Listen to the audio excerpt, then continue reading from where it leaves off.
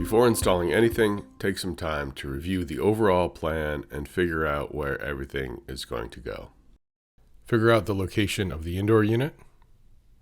Putting heads on outside walls is usually preferred as it's easier to run line sets and condensate.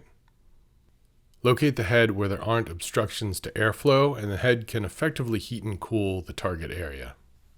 Make sure there's plenty of clearance. Check the installation manual on this. Of course, talk to the customer to get their okay on the location. When figuring out the location of the outdoor unit, think about distance from the indoor units and think about where the line sets will run. Shorter line sets are generally better, but look at the manual for minimum length, maximum length, and vertical limitations. If possible, avoid outdoor unit locations with excessive water runoff, such as eaves or roof valleys. At this house, the outdoor unit is going on the gable end rather than under the drip edge. Also be mindful of water generated from other outdoor units in the winter. This can cause big problems if not managed well.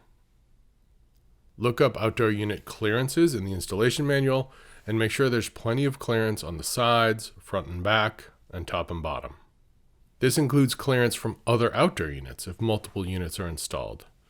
Improper clearance can really limit airflow and hurt capacity and efficiency. Keep units clear of plants and keep in mind that plants grow. A few inches of clearance now might disappear in the spring. Avoid locations near dryer vent outlets, exhaust fan outlets, and gas meters or regulators. If possible, avoid locating units near patios or walkways. Water generated in the winter can pool, freeze, and cause slip hazards. Finally, review the location with the client. I'm thinking this would probably be the best place for the outdoor unit. When planning the line set route, keep things simple and short. Use clean lines for better aesthetics. Consider any obstacles you need to get around, gutters, windows, or other things that interrupt the line set run.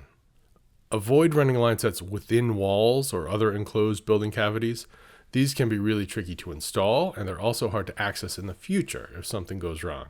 If you need to run a line set through a building, think about attics or basements. Also, closets or drop ceilings can allow easier access, easier installation without major visual impacts.